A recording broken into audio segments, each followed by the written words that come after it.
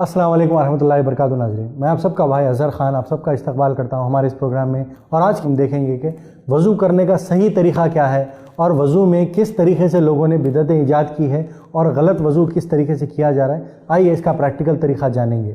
السلام علیکم ورحمۃ اللہ وبرکاتہ۔ وعلیکم السلام ورحمۃ اللہ وبرکاتہ۔ وضو کا صحیح طریقہ، نماز کے لیے وضو شرط ہے، اور بڑی بدقسمتی کی بات ہے کہ اسلامی جو احکامات ہیں ہم لوگ اسے بڑے ہلکے میں لیتے، بڑے لائٹ لیتے ہیں۔ وضو کا طریقہ کیا ہے؟ لوگ کہتے ہیں وضو کا طریقہ بہت آسان ہے، منہ میں پانی ڈالیے، کلی کیجیے، ختم ہو اس طرح۔ حالانکہ وضو ایک اہم عبادت ہے اور ہر نماز کے لیے وضو شرط ہے، بغیر وضو کے نماز نہیں ہوتی، اور اللہ تبارک و تعالیٰ بغیر وضو کی نماز کو قبول نہیں کرتا ہے۔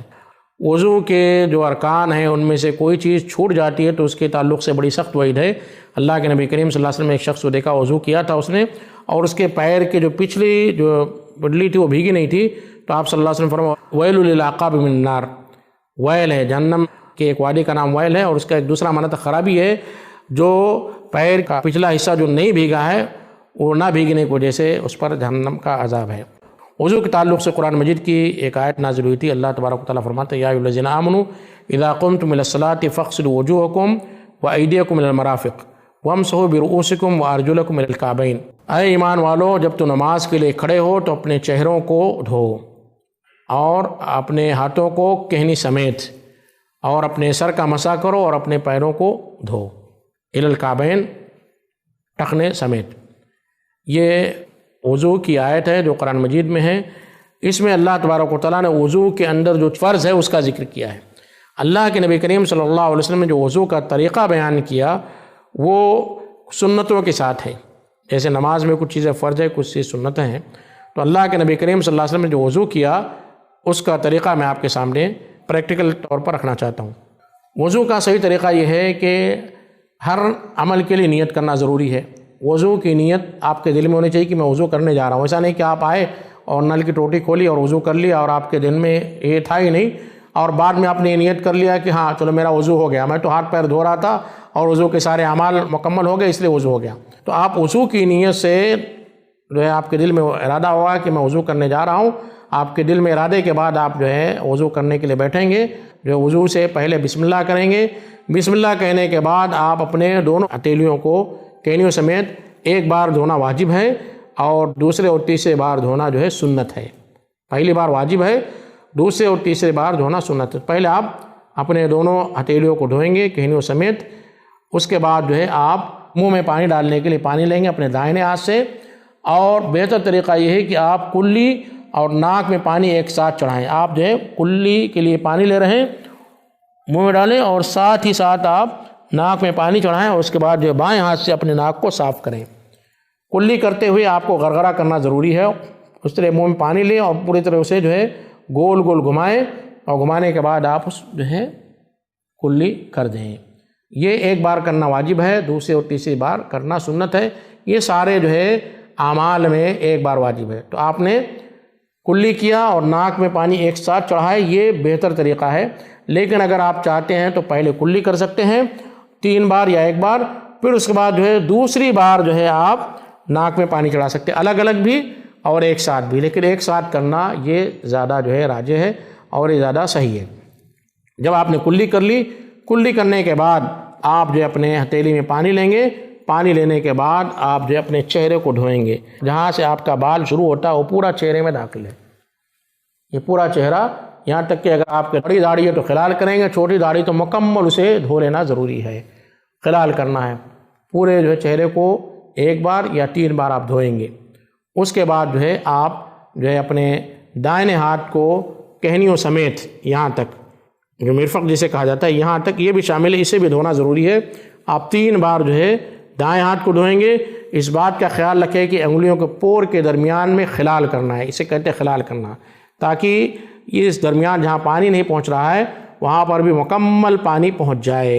3 بار آپ نے کیا یا 1 بار کیا، اس کے بعد آپ بائیں ہاتھ کی طرف آئیں گے، بائیں ہاتھ کو بھی آپ 3 بار کہنیوں سمیت دھوئیں گے، اور اس بات کا خیال رکھیں کہ آپ انگلیوں کے پور کے درمیان خلال کریں گے۔ اس کے کرنے کے بعد آپ جو ہے مسح کریں گے۔ مسح جو ہے ایک ہی بار واجب ہے، دوسری اور تیسری بار کرنا جائز نہیں ہے۔ یہ بات نوٹ کر لیجئے کہ مسا ایک ہی بار کرنا واجب ہے، دوسری اور تیسری بار کرنا جائز نہیں ہے۔ اسی طرح جیسے 3 سے زائد بار وضو کے اعضاء کو دھونا جائز نہیں ہے، 3 سے زائد بار وضو کے اعضاء کو دھونا جائز نہیں ہے۔ مسا کیسے کریں گے؟ آپ جو ہے پانی سے اپنے ہاتھوں کو تر کر لیں گے، پانی لینا ضروری، پانی سے آپ کے ہاتھ بھیگے ہوئے ہوں، اور آپ مسا کریں گے جہاں سے آپ کا بال شروع ہو رہا ہے، یہاں سے آپ مسا کریں گے اور یہ آپ پیچھے لے کر جائیں گے گدی تک جہاں آپ کا بال ختم ہو رہا ہے، اور پھر ایسے ہی واپس لائیں گے آپ۔ یہ ایک بار کا مسا ہو گیا، ایک ہی بار کرنا واجب ہے، دوسری اور تیسری بار کرنا جائز نہیں۔ مسا کر لیا آپ نے، پھر آپ اگر چاہتے ہیں تو الگ سے پانی لیں کانوں میں مسا کرنے کے لیے، یا اسی پانی سے اپنے کان کے اندرونی حصے کو، جو شہادت کی انگلی ہے اسی اندرونی حصے سے کان کے پورے اندرونی حصے کو آپ اس طرح گھمائیں گے، اور جو آپ کا انگوٹھا ہے وہ کان کے پیچھے حصے کو ٹچ کرے گا، مس کرے گا انگوٹھا، اور یہ انگلی آپ کے کان کے اندرونی حصے کو مکمل گھمائیں گے۔ یہ ہو گیا آپ کا کان کا مسا۔ اس کے بعد آپ اپنے دائیں پیر کو دھوئیں گے، آپ کا جو اینکل ہے اس کے سمیت، اور اسی کے تعلق سے جیسا کہ میں نے ذکر کیا کہ اس کو دھوتے ہوئے اس بات کا خیال رکھیں کہ آپ کا پورا پیر بھیگ جائے، پانی وہاں تک پہنچ جائے۔ انگلیوں کے درمیان خلال کریں گے تاکہ آپ کی انگلیوں کے درمیان جو پور کی جگہ ہوتی ہیں وہاں پر بھی پانی پہنچ جائے۔ ایک بار کم از کم، زیادہ سے زیادہ 3 بار، پھر آپ بائیں پیر کو دھوئیں گے، ایک بار کم از کم اور زیادہ سے زیادہ 3 بار۔ اس کے دھونے کے بعد آپ کا وضو مکمل ہو جاتا ہے۔ اس کے بعد جو وضو کی جو دعا ہے، اشہد ان لا الہ الا اللہ واشہد ان محمد عبدہ ورسولہ اللہم اجعلنی من التوابین واجعلنی من المتطہرین، یہ دعا پڑھنے کے بعد آپ کا وضو ختم ہو جاتا ہے۔ یہ اللہ کے نبی کریم صلی اللہ علیہ وسلم کی حدیث کے مطابق وضو کا صحیح طریقہ ہے۔ اب اس میں لوگوں نے اپنے جو ہے لحاظ سے وضو کی سنتوں میں کچھ چیزوں کا اضافہ کر دیا ہے، جن میں سب سے مشہور چیز جس کا اضافہ کیا ہو گردن کے مسا کا ہے، گردن کے مسا کا، جبکہ گردن کا مسا اللہ کے نبی کریم صلی اللہ علیہ وسلم کی کسی بھی حدیث سے ثابت نہیں ہے۔ دوسرا جو سب سے اہم اضافہ جو وضو کے تعلق سے کیا گیا وہ یہ ہے کہ ہر عضو کو دھوتے وقت ایک مخصوص قسم میں دعائیں کی جا رہی ہے۔ ہر عضو کو دھوتے وقت ایک مخصوص قسم میں دعا کرتے ہیں، یا اسی طرح وضو سے پہلے کی جو دعا ہے بسم اللہ، بہت سارے لوگ اس میں بھی بسم اللہ العظیم والحمدللہ علی دین الاسلام یا اس قسم کے جو مختلف جو دعائیں اپنی جانب سے وضع کی ہیں جو کہ قرآن اور صحیح حدیث سے ثابت نہیں ہے، لہٰذا ایسی دعاؤں سے بچنا چاہیے جو دعا آپ صلی اللہ علیہ وسلم سے ثابت نہیں ہے۔ شیخ، یہاں پر ایک سوال یہ آتا ہے کہ اگر کوئی مسا کر لے تو اس میں غلطی کیا ہے، پہلی چیز۔ دوسرا پھر یہ بھی ہوتا ہے کہ اگر ہم وضو کر رہے ہیں، ایک بار ہوا یا 2 بار ہوا، بھول جاتے ہیں تو جب کیا کریں؟ اور کئی لوگوں کو میں نے دیکھا کہ 15 منٹ 20 منٹ بیٹھ کر وضو کرتے ہیں، آرام سے بالکل اس طرف کرتے ہیں، چہرے کو بھگاتے ہیں پورا، تو بہت دیر تک شک و شبہات کا شکار ہو کر جو ہے بھول جاتے ہیں۔ تو میں نے ایک دفعہ دریافتی کی تو پتہ چلا کہ میں بھول گیا، ایک بار ہوا کہ 3 بار ہوا تو پھر سے کر رہا ہے، پھر بھول گیا، پھر 3 بار الگ کر رہا ہے، تو اس میں کیا کریں؟ ایک بڑا پیارا اصول ہے طہارت کے تعلق سے، یہ اصول آپ کے لیے ایک تھم رول ہے کہ لا تزول الطہارۃ بالشک، شک کے ذریعے آپ کی طہارت باطل نہیں ہوتی ہے۔ اور یہ جو قاعدہ بنایا گیا ہے، قاعدہ فقہاء نے ایسے نہیں بنا لیا ہے کہ ان کے دل میں آیا انہوں نے جو ہے 2-4 ورڈ کو جو ہے جمع کیا اور قاعدہ بنا لیا۔ یہ جو قاعدہ جو بنایا بڑا پیارا قاعدہ ہے کہ شک سے طہارت ختم نہیں ہوتی ہے۔ یہ اس حدیث کو سامنے رکھا ہے جس میں اللہ کے نبی کریم صلی اللہ علیہ وسلم فرمایا کہ جب نماز میں کوئی شخص ہو اور اسے یہ گمان ہو کہ اس کی ہوا خارج ہو گئی ہے تو وہ جب تک اس کی بدبو کو محسوس نہ کرے یا وہ آواز نہ سن لے وہ یہ فیصلہ نہ کرے کہ اس کی ہوا خارج ہوئی ہے۔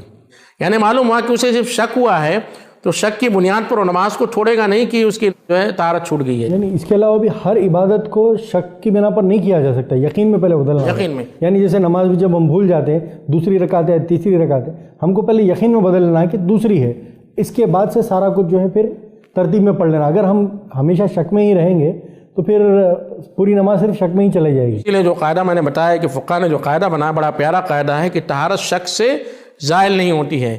تو اگر کسی شخص کو بار بار شک ہو رہا، وسوسہ ہو رہا ہے اور یہ شیطان کی جانب سے ہے، انسان کو شیطان جو ہے پریشان کرنا چاہتا ہے کہ وہ اس طرح وسوسے میں مبتلا کر دے، ایک بار دھویا کہ 2 بار دھویا کہ 3 بار دھویا، اور بہت سارے وسوسے میں مبتلا لوگوں کو میں نے دیکھا ہے کہ 5-5 منٹ 10-10 منٹ وضو کیے جاتے ہیں اور بار بار دھو رہے پریشان ہیں، اور جو ہے انہیں یقین ہی نہیں ہو رہا ہے ان کی جو ہے طہارت مکمل ہوئی نہیں، تو یہ قاعدہ اگر آپ جو ہے مد نظر رکھیں گے، اس قاعدے کے ذریعے ان وسوسے میں مبتلا لوگوں کو بتا سکتے ہیں کہ طہارت اتنی مضبوط ہے کہ شک سے وہ ختم نہیں ہوتی ہے۔ اللہ تبارک و تعالیٰ نے شیطان کے منہ پر تھپڑ مارا ہے، اور اس حدیث کی روشنی میں یہ قاعدہ بیان کیا گیا ہے کہ انسان نماز پڑھ رہا ہے اور شیطان ان کی نماز میں خلل ڈالنا چاہتا ہے، ارے شاید ہوا خارج ہو گئی ہو، تو اللہ کے نبی کریم صلی اللہ علیہ وسلم نے فرمایا کہ جب تک جو ہے اس کی بو محسوس نہ ہو یا آواز نہ آئے، وہ اس یقین پر رہے کہ اس کی ہوا خارج نہیں ہوئی ہے۔ تو یہ وسوسہ شیطان کی جانب سے ڈالا جاتا ہے، اس وسوسے کو دور کرنے کے اللہ کے نبی کریم صلی اللہ علیہ وسلم کی اس حدیث کی روشنی میں فقہاء نے یہ قاعدہ بیان کیا ہے، اور یہ قاعدہ شیطان کے وسوسے کو بالکلیہ ختم کر دیتا ہے۔ جزاک اللہ خیر شیخ، اپنا قیمتی وقت نکالنے کے لیے ہمارے اس پروگرام کے لیے۔ ناظرین، امید ہے انشاءاللہ تعالی ہماری ملاقات ہوگی اگلے پروگرام میں، جب تک کہ اپنا خیال رکھیں۔ جزاک اللہ خیر، السلام علیکم ورحمۃ اللہ وبرکاتہ۔ ایسے ہی اور ویڈیوز بنانے میں ہماری مدد کریں۔